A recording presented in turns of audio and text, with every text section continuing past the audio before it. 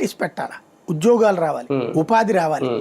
ఇవన్నీ రావాలంటే ఒక 2 సంవత్సరాల పాటు ముందు దాన్ని ఏమంటారు, స్వచ్ఛ భారత్ చేయాలి. అక్కడ అరాచకాలు చేసే రౌడీ శక్తులందరినీ పడుకోబెట్టాలి అప్పుడు. ఎందుకంటే లేకపోతే వాళ్లే అడుకునేది, చెడగొట్టేది. మార్పు రావాలి అక్కడ ఖచ్చితంగా. సార్, ఒకటి ఈ మధ్యకాలంలో పెద్ద రాష్ట్రాలని కొడుతోంది భారతీయ జనతా పార్టీ, చిన్న రాష్ట్రాల మీద కూడా, అంటే పుదుచ్చేరి లాంటి కేంద్ర పాలిత ప్రాంతాన్ని కూడా ఇప్పుడు ఈ ఎన్నికలే కొట్టింది. ఇక నెక్స్ట్ అలాగా పంజాబ్ కూడా చిన్న రాష్ట్రమే. ఓకే, అదేంటి అనేది అంటే ప్రజల్లో మార్పా ఇది, లేదంటే బీజేపీ పెడుతున్న ఫోకస్? కాంగ్రెస్ పార్టీ అనేది రాహుల్ గాంధీ భారతీయ జనతా పార్టీకి ఒక బ్రాండ్ అంబాసిడర్ ఓ రకంగా.